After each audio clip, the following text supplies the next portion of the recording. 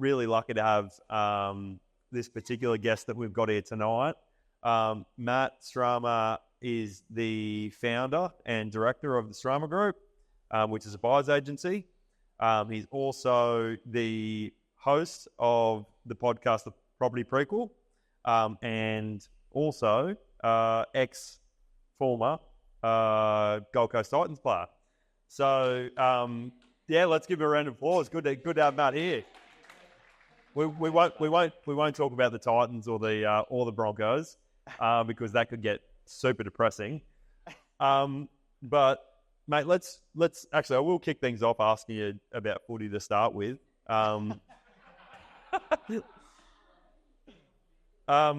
Mate, just fill us in. Just like tell us a little bit about your background, how you went from footy, and then obviously you've now obviously started the buyer's agent. Just give us a bit of a run of how it all happened. Yeah, I'll give you the quick snapshot. I'm aware of the time too, so I appreciate everyone's attention. I'll try and add as much value as I can to the first home buyers, but to give, I guess, perspective, my journey quickly, long story short, played footy, professional athlete.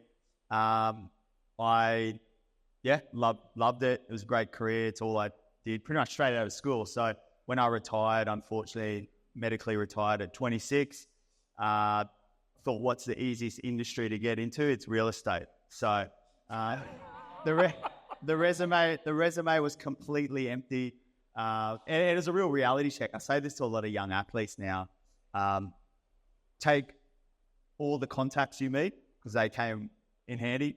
Do the courses if they're available. We had access to being able to do university, things like that. But when you're so young and you're a professional athlete, you just think it's going to last forever. So that's probably one piece of advice I always give. But for me, yeah, real estate, jokes aside, it was just something that always interested me. And that's the real reason I got into it. When I retired, resume empty, thought I love property. That's the part. And so when you had your time in the league, had you already started dipping into property at that point in time, or was it just whenever you exited, that's when you kind of started to do it? Or yeah, I know there's a lot of first home buyers or potential first home buyers in the room. So I thought I'll try and kind of step back into shoes for some certain answers, just to try and, I guess, give a really relatable answer to my journey as a first home buyer. I think the biggest one, I bought my first property at the age of 23, and that came about because I was in an environment, and this is probably a good tip to any first home buyers or projected first home buyers. I think it really starts with like your environment, who you surround yourself with. So super fortunate. I was a young guy in an old team. So I know you're a footy fan, like, you know, your Ash Harrisons. So a lot of older guys who already bought their first property, second property, third property. So I was in the locker room chats hearing on property. Ash Harrison's dead to me, mate. He left the Broncos and all from there. Yeah, so again, I didn't even know what a finance broker was. I actually remember going to Harrow in the locker room and saying, hey, I'm keen to, I know you've got a few houses up your sleeve. Like, what do I do? So that's number one. Some of you might not have access to a circle and things like that. I was lucky, but find environments like this. This is really good. Education.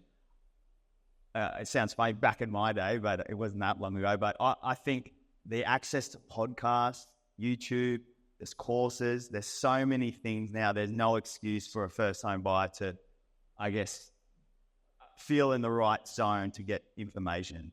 Yep. And so if you were a first home buyer all over again, like where do you reckon you would start? Yeah. I mean, the Property Prequel podcast is a good place to start. It's funny though. Smart Property, there was two podcasts, Smart Property Investment and The Property Couch. I kid you not, were my university degrees on learning how to buy a property. And I built a portfolio. I run a business now buying property and helping people within our team buy property, which is amazing. That all started from like listening, exposure to buying houses. As funny as it sounds, that's why I'm so big on like environment surrounding yourself. Again, my parents were immigrants, Polish and Philippines, came from nothing. So buying houses and investing was not their language.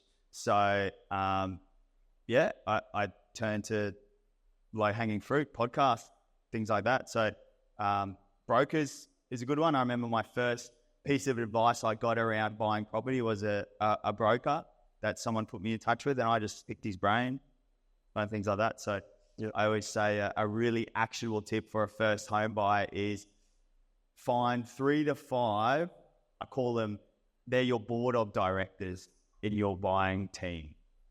3 to 5 people who you consider have bought a property or are where you want to be, and put them in your board of directors.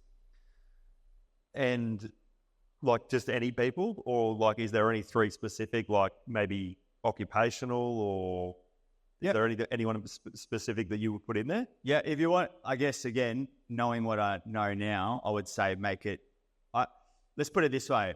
I did a spreadsheet the other day. I love it. Love a good little spreadsheet. And I put together, I mapped it out. I'm always actively buying in my personal life. And I've realized I've got an org chart for my property portfolio now, because I realized it is a team game. So if I had my time over again, it sounds funny, I would put together my buying team from day one, because being a first home buyer, especially on the Gold Coast, is savage. Yeah. It is so hard to do it on your own. So what I would suggest, if I had my time over, these are the key people I would look at. It's a game of finance, property, 100%. So you got to be in touch with a broker, hands down, 100%. I think another one is an accountant. Again, accountants, a good accountant they are worth their weight in gold when you get past property 2, 3, 4, and things like that. I just think get a good accountant from day one. And the basis of that is because you don't want to be buying everything in your personal name. Mate, again, because there's a lot of first home buyers, don't want to go too deep into it, but mate, there is another game that is when I learned the game of structure and entities and how to save tax, because the game becomes how to keep your money. Yep. So as a first home buyer, I won't go into that. Your game at the moment is to accumulate an asset. So I'd be focusing on who is my accumulation team for property number 1. Yeah. Or again, I spoke to a few young people in here. They've got one, which is amazing. How do they get to property 2? You've got to have the accumulation team. Broker, accountant is a big one. I always put, if you're not looking, obviously a buyer's agent, like who's going to source the property is a big one too, because I consider looking for property a full-time job if you take it seriously. Yeah. So if that's you, put yourself in the sourcing person. And you get sick of realestate.com after you've been looking at it 23 hours a day as a buyer. Yeah. 7 days a week. Yeah. And some people love it. And that's what I mean around like, find your org chart. It's a business. At the end of the day, if you're buying property, yes, it's an emotional asset, but it's also a life-changing vehicle. Yep. It's an asset at the end of the day. And I heard you and Billy say it. It's not going to be your forever home, your first property. See it as this is going to be a really smart decision I make in my 20s or 30s or 40s, whatever it is, that could potentially change my life in the next decade. And hands down, it does. So why not treat it like a business, which it should be? So have your org chart set up day one. And that can be as easy. And again, if you follow me on Instagram, I'll send you the org chart I kind of have, and you can put your people in it. And I call it like there's a buying team, and there's a managed team and a due diligence team. So your key team is sourcing, finance, so broker, and accountant. And then split it into 2 parts. You've got your due diligence and then your managing team. Due diligence, I heard you say they're building a pest inspectors. You want to have them already set to go. Conveyancer as well. I love what Billy said. We're really fortunate. I cannot recommend a conveyancer who is available potentially after hours. It's huge to review contracts. Have that relationship started before you even go to an open home. And then the last one is things like a town planner or someone who can help you maybe look at the block, what's underneath the block, or zoning and flooding and things like that.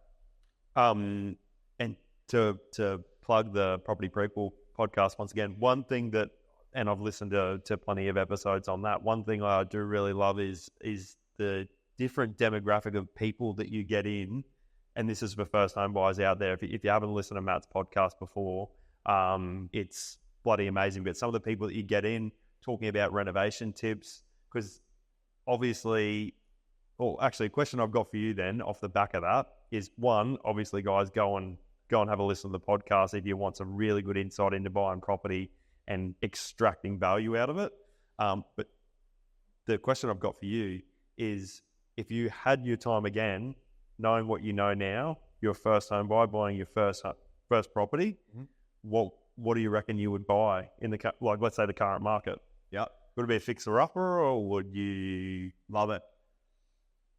All right, I'll add to this. I would say this, and I think Billy touched on it a little bit too, is that before I actually decided what to buy, I'd understand how to buy. So that how to buy process is not a one-day thing. It's not a one-week thing. For some people, it's a 3-month process. And this is the analogy I love using for first home buyers. Remember when you're riding a bike? First time, I dare say, I don't know if there was anyone in the room, you probably picked it up straight away without the training, will just bang, they're riding the bike. People going into a negotiation or there's people there they're on mountain bikes and they're cruising, and here you are on your training wheels and you think you're going to be able to pick it up. And this is what I say is, have some practice on starting the buying journey. So I love Billy was sort of saying around, I use this tip too. We often won't, I guess, take on a client and work with them until they've actually, just had some goes themselves, because again, it's a really good process to do in terms of potentially putting an offer down, understanding where you're looking in, having a look at recent sales, things like that. So I would focus on that. Number one is like how to buy it, and just do a few reps of that. That could be 1 month, 2 months, 3 months.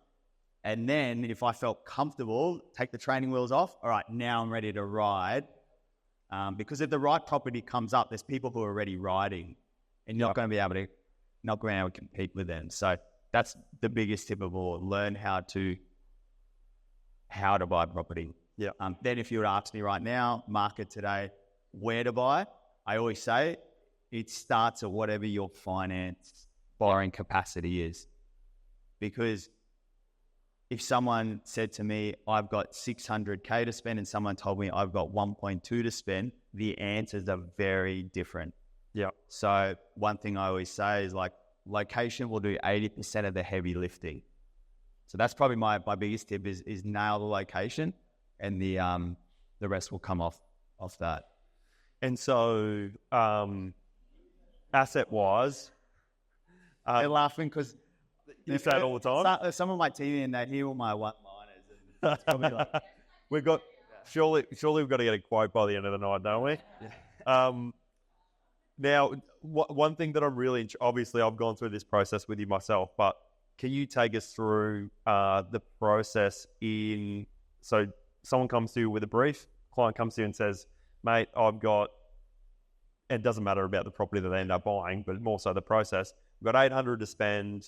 I want to be in these certain areas. Like, can you take us through what that looks like on your end, and like what kind of stuff that the Srama or a buyer's agent, what kind of stuff that they do in terms of then going through the process of looking to buy that property or find a property? Yep. I think this is a good one, and this will add some value to first home buyers too, is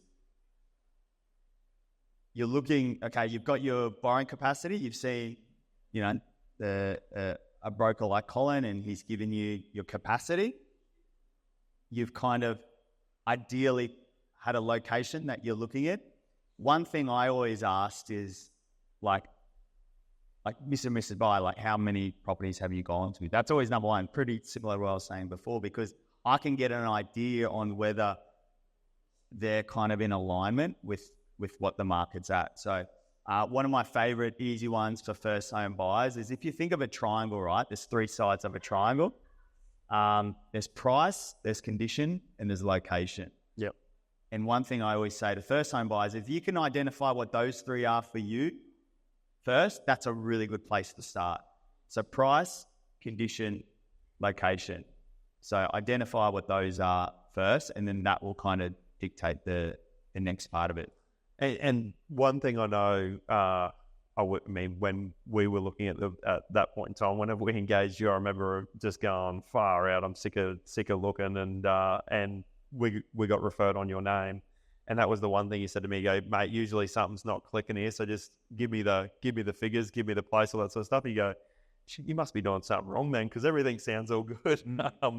So I think, yeah, you're right. Obviously, as long as you're probably, then it just comes down to research, doesn't it? In terms of looking, well, do those numbers stack up in those locations that you're looking at? I was going to say, here's a really good tip for first home buyers. I think in today's market here on the Gold Coast and Tweed region, where first home buyers are going wrong at the moment is they're relying on what I like to call lagging data, because recent sales are probably the best opportunity for a first home buyer to learn what things are. I think it's dead. Yeah. Oh no, there we go. Yeah. Lagging data. So for recent sales are probably the best. Recent. Do you want to Go for it. No. Oh, sweet. Recent sales are probably the best place for first home buyers to get some information. What I find with first home buyers, this is the hard thing around markets like the Gold Coast and Tweed, is that a buyer's expectations aren't keeping up with the market movement. So what I say to every first home buyer is the mindset for you as a first home buyer or approaching to become a buyer, the mindset is to buy strong today to avoid paying tomorrow. Yeah. Because we are not in a market where you should be worrying around trying to pay 3 months ago prices, because the market's already outpacing the time you're getting that data, looking at it. It's already, the market's moved. So what happens is first home buyers get that frustration, start to build up. They feel like they're doing something wrong. Sometimes it's around projecting. I call it buying projections. So if you're feeling we're in a moving market, which again, we are on the Gold Coast and Tweed, you should be looking, what will this place be worth in potentially 60 to 90 days time? Yeah. Making more judgment of that. Awesome.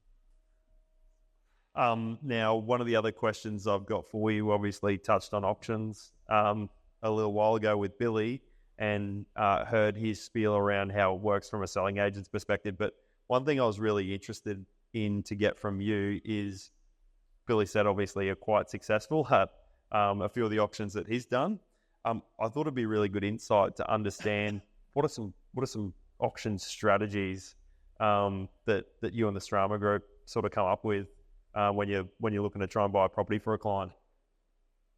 I'd say one thing for any novice buyers in here is that auctions are not as scary as what they think. That's number one. The reason they're scary is it's like public speaking nearly. Like it's a environment where people are looking at you.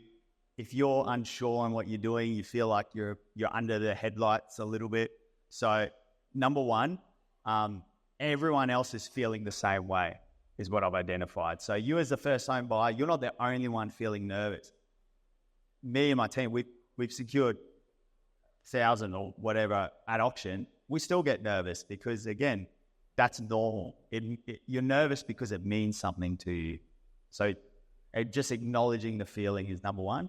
Number two is that I'm sure Billy would say the same. There is no better time to buy a property than on the auction day, because the vendor has gone into a campaign thinking, oh my gosh, really want to sell it. My neighbour's knowing I'm not going to sell. The agent's thinking, I've just put in 3 weeks of work, got these buyers ready. I would love to get this done today. So as a buyer, I always say to a client, like any buyer, I'm telling you, there is no better place to act with confidence and to buy a property, because a lot of the other buyers are timid and they're thinking the scared thing. If you can just know that the agent wants it done, the seller wants it done, and if you want it done, there's no better time than the auction auction floor. So that's kind of the I guess mindset going into an auction. And then if you were to talk on strategies now, probably one of my favorite ones for first time buyers, because there's plenty. I've got 6 to 8 different strategies depending on the thing. Well, I'll give you the easiest one I feel for first time buyers. I call it walking to the cliff. So walking to the cliff. So you got to know where your cliff is though. So there's a crevice and then there's a cliff. You have to identify what your crevice is and what your cliff is. So really simply, if you feel, again, based on doing just some simple background data, I've come up with 1 Smith Street. Billy's told me, yep, auctions this weekend. Colin, the brokers, said, you're all good up to 1.1 or whatever it is. We've looked at some recent sales. We're thinking around $1 million seems good. That could be your crevice, and then your cliff could be $1,050,000. So your crevice is kind of your cutoff point, but your cliff is like, we're done. I always say walk to the crevice, and then if you need to run to the cliff, you can. So what I mean is, now we're working backwards. So it's all around knowing what that number is before you register for the auction. I'm telling you, this will change everything for you. So if you know $1 million is there, I already know, I'm doing the quick maths. All right, I'm going to open it up at 850. I know it's probably going to go to 9. I'm going to hit back really quickly, 925. Someone's going to come back to me with a 25 increase. All right, I'm thinking 970. I'll slow it down. So I already know I'm just going. As soon as the bid comes on me, as long as it's not of my crevice, which is $1 million, I'm going back within it like a heartbeat. Because again, it's perception of confidence. It's perception, because every other buyer is feeling the way you're feeling at that auction. They're scared. They're really worried. Am I overpaying?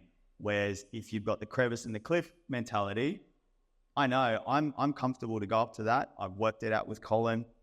I've looked at some recent sales. I'm comfortable in a high pressure environment. Let's just go. Let's make it happen. Bang, bang, bang. Yeah. As soon as you're getting close to that crevice, maybe slow it down a little bit. You got your cliff. If it goes over your cliff, hey, someone's got a fatter wallet, all good. You did your absolute best. You were prepared. So, but I kid you not, 9 times out of 10, use that strategy. You'll be sweet.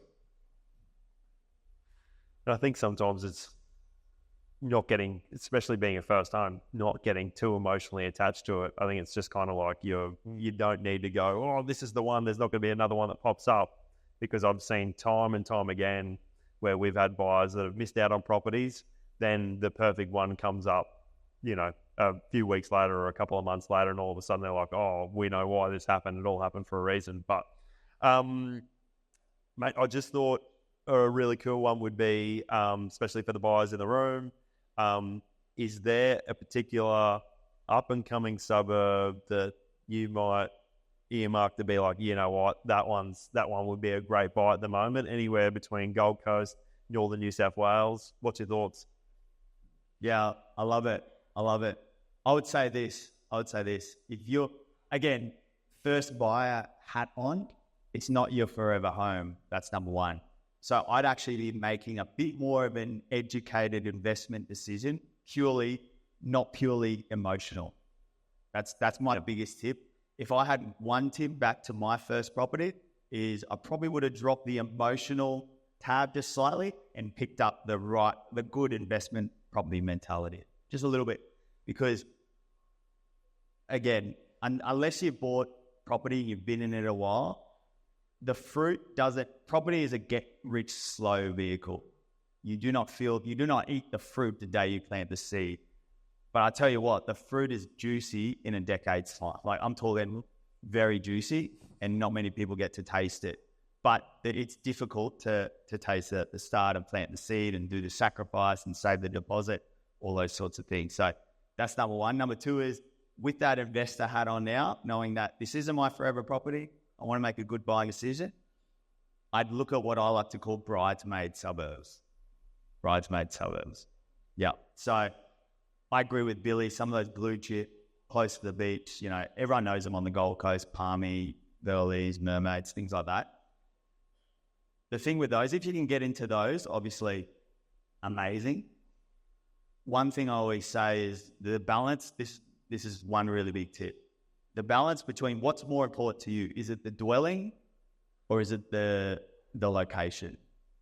So what I mean is sometimes people are willing to sacrifice the dwelling size to be in a location that might be closer to the beach. Prime example, we had a buyer secured a unit, so sacrifice, but we're one street back from Hedges Avenue in Mermaid, under 900K. What I say for those types of buyers is focus on land to asset ratio. So if you're buying a unit, focus on land to asset ratio. So how many units are you sharing that parcel of land with? So I try to stay away from anything high-rise. High density. It was high density. Think of a pie. If you're sharing your pie with 100 other people, your slice of that pie is very small. If you're buying a block of units, it might be 8 or under, 6 or under. Your pie is bigger, kind of thing. So that's if you're focusing on location. If I was looking at dwelling, all right, I want a house, freestanding home. Believe it or not, you can still capture some freestanding homes. I just look at the bridesmaid suburbs. So some of those pockets I'm really noticing some growth is the ones you probably don't hear much of, like Warrongbury, Highland Parks, that central Gold Coast. Rabina and Barcy had a good little spike. So Madrabar now, average sale prices tick well over $1 million, which is crazy. It was 800 not too long ago. Wow. So that's what I mean. They're all rising off the back of some of these suburbs.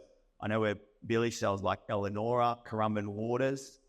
The same product in Palm Beach and Burleigh is nearly $1 million more. So they're the sort of little trend to look at. And a little one in here, and I really love your framework on the concession, is we've started buying a fair bit down in the Tweed region now because it's pretty much Coolangatta Heights, right? So it's same but different. But again, your concession goes up 50K as a first-time buyer, but you're still in that pocket. So we've actually secured some amazing property for clients in pockets of Tweed that are just behind the Coolangatta region. So just some little pockets there is have a look where the ripple effect is happening, where people are getting priced out and pushing in. So hopefully that helps a bit. And the North Gold Coast too is popping off. Like the Labrador, bigger rewarders kind of section as well. Mate, that's absolute gold. The real estate agents will probably be thanking you for that. We might have a lot of inquiries in those areas very soon. All right, mate, just a couple more. Another question we did have was if you had to give a bit of advice to the first home buyers in the room looking to make an offer. I know we've kind of touched on that a little bit with Billy already, but what would kind of be your advice that you'd give to someone looking to make an offer in the current market right now? I'd say number one, your first offer should be about your 10th offer.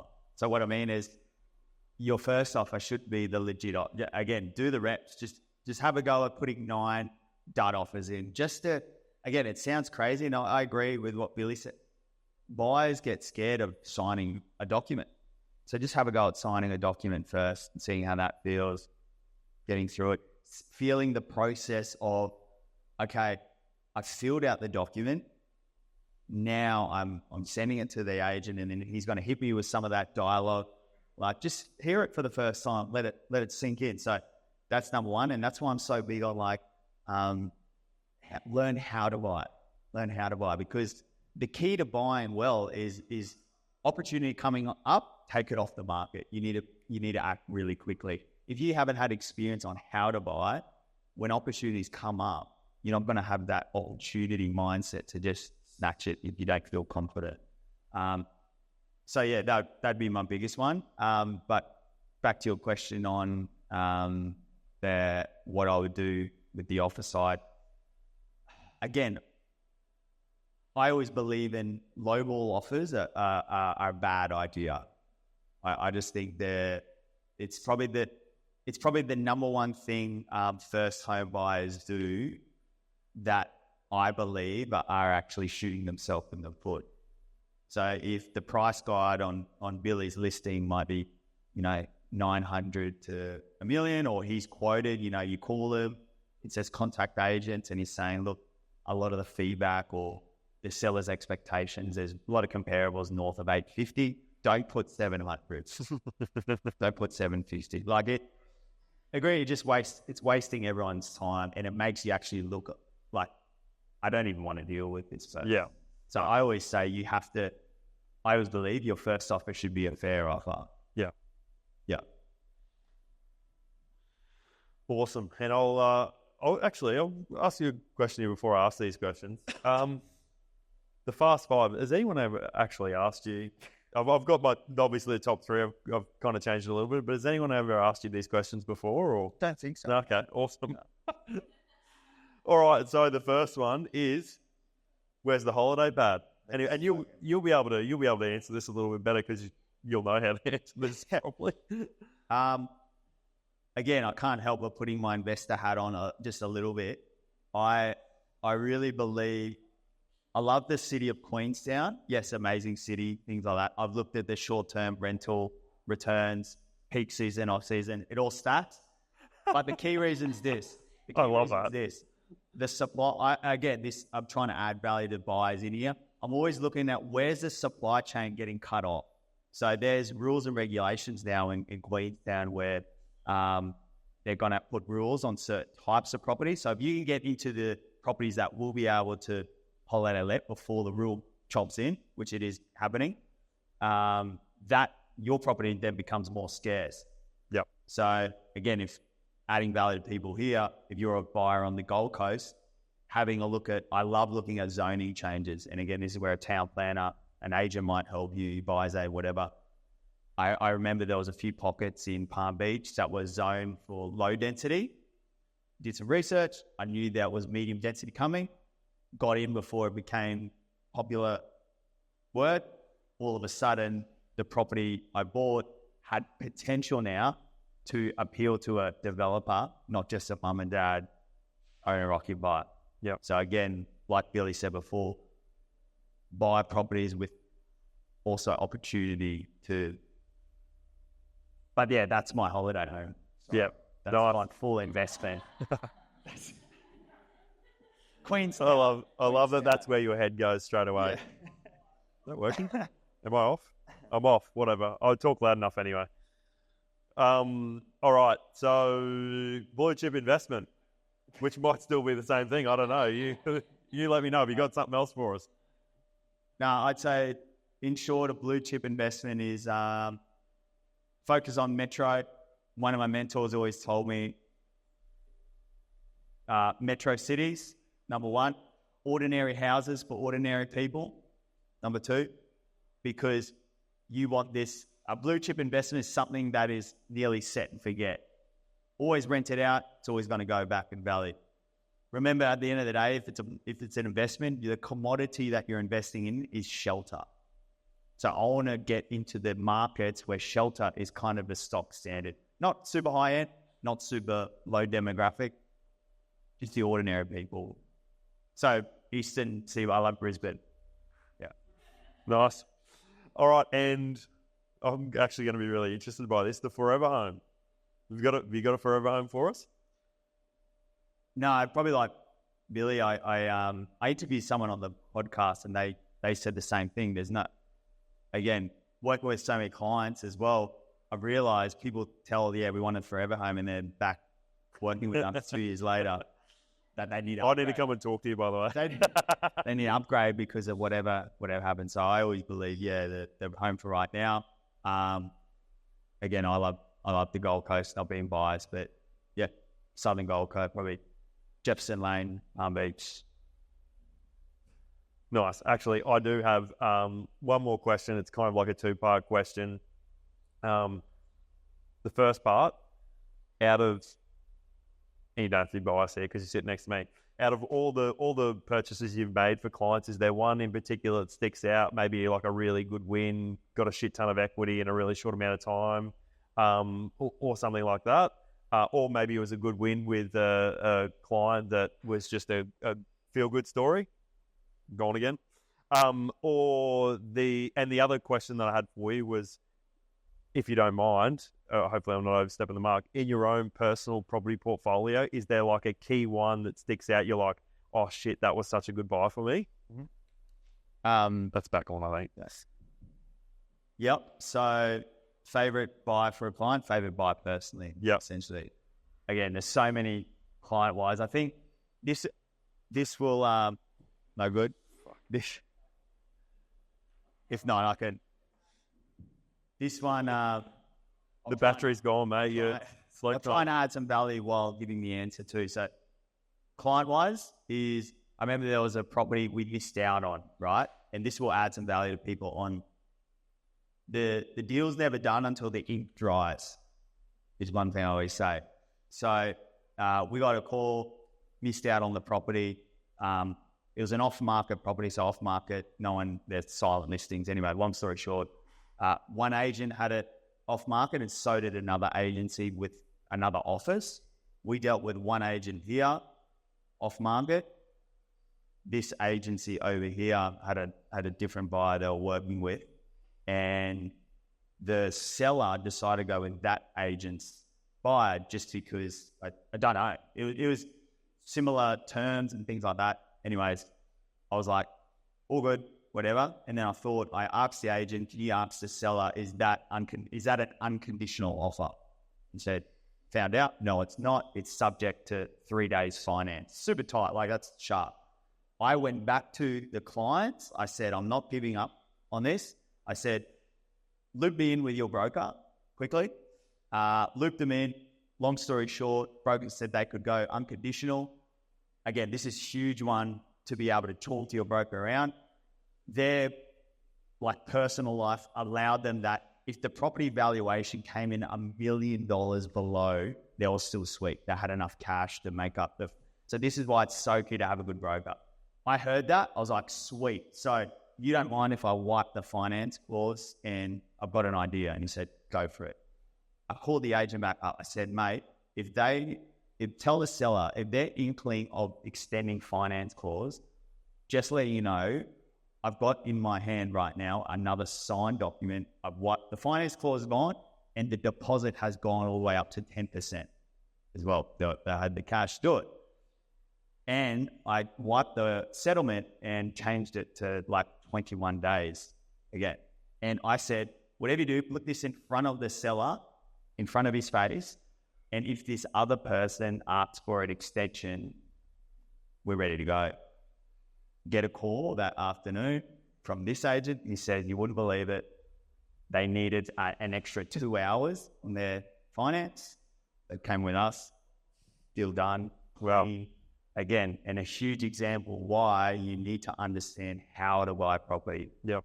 There's terms, there's conditions, there's all different things you can actually pull on. So that'd be a big tip there, but that probably just one top of mine. And then personally, there was one in Mermaid, and this is a good example as well. Hopefully add some value to buyers.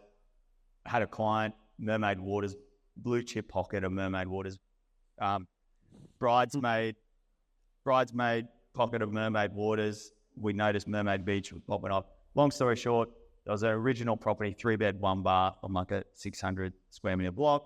Showed a client, off market. It was distressed. It was cluttered, the whole thing. Very ordered house, but kind of worst house, best street vibes. And $1.05 million is what the valuation we thought. It was 1.3 to 1.35 every day of the week. Again, we knew the seller. He had a place in Townsville he wanted to move to. We gave him a 90-day settlement. We also said, we will clean the property for you and pay for it because there was so much crap in there. Another tip is you can actually do things like that. And long story short, secured it for $1.05 million. Wow. Long story short, the client actually pulled out on a 30 grand plumbing issue. Again, do not be scared with building and pest reports. It's another huge one. There's always a solution. The solution to fix that was around 50 grand.